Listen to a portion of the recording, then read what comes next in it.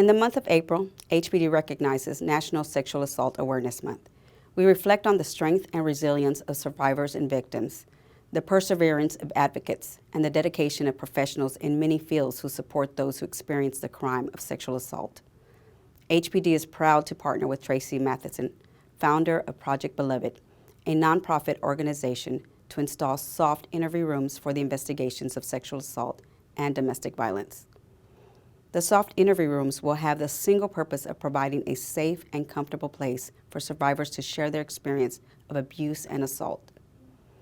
HPD shares Project Beloved's vision, a world where survivors of sexual assault and domestic violence are heard and believed, perpetrators are prosecuted, and justice is served. I founded Project Beloved in the aftermath of what I call a parent's worst nightmare.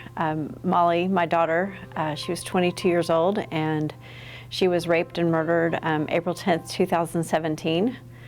Project Beloved's mission statement is that we strive to educate, advocate, and collaborate to change the conversation about sexual assault and empower survivors to find their voices. And we've identified a couple of ways that we can get busy doing things that speak directly to that mission. And one of the ways is through Beloved Bundles. And I learned that when victims go to the hospital to have a forensic medical exam, or a rape kit, as most people know that term, oftentimes law enforcement needs to take their clothing as evidence. And it might be that there is nothing for the victim to change into, so law enforcement misses valuable evidence. We put together Beloved Bundles using volunteers. It's clothing, undergarments, hygiene products, a stress ball, a coloring book, all contained in a string backpack. And then the second initiative, I learned about a soft interview room being a component of a trauma-informed response. And that's, cold, stark, and sterile interview spaces are not trauma-informed, but a soft interview room is. And so I had this idea that probably there's not an agency in the country that has a budget set aside for soft interview rooms. So I figured, well, if people are going to donate money to us, I could use that money to transform the interview spaces so that they are trauma-informed. And so we take what was existing, the space, and we ask that the agency paint the room. We give them a color, and we don't provide the paint, we don't provide the labor to paint the room, but then we provide everything else. We bring in furniture and decorative items and rugs and lamps and artwork, blankets, a diffuser, all different elements of the room to make a space that's warm and inviting and comfortable, so that when that victim is asked to come and tell their story that they most certainly don't want to tell to a person they probably don't want to tell it to, the space that they're asked to do it in is as comfortable as it can be. One of my favorite parts of the room, actually it is my favorite part, is the artwork that we put on the walls. There's a second victim who was killed 5 days after Molly. Her name is Megan Gettram, and she's a photographer. She was an amateur photographer. She loved traveling.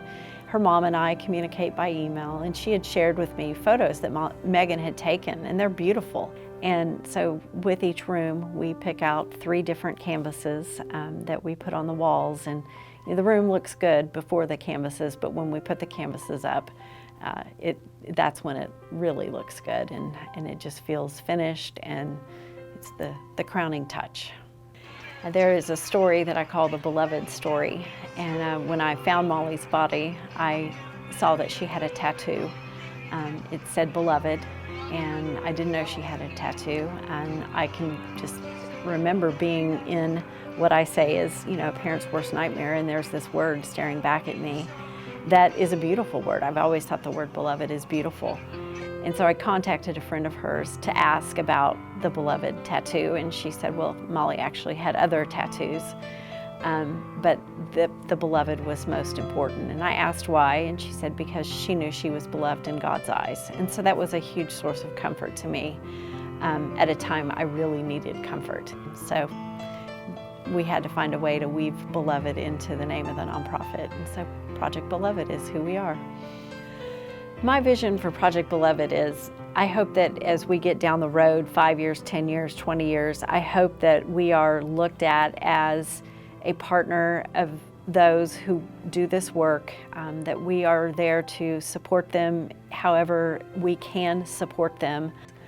You know, and then we need to do a better job informing the public and teaching them what consent is and what sexual assault is, and kind of reframing their understanding of those terms, and that the blame lies with the rapist, and the blame is not with where someone was, who they were with, how they were dressed, how much alcohol they had, any of those things. That doesn't cause rape. Rapists cause rape. But we can create a better environment so that when those unthinkable things happen, that the way that everyone responds is in support of the victim and does not add to their trauma, and hopefully helps lead toward healing.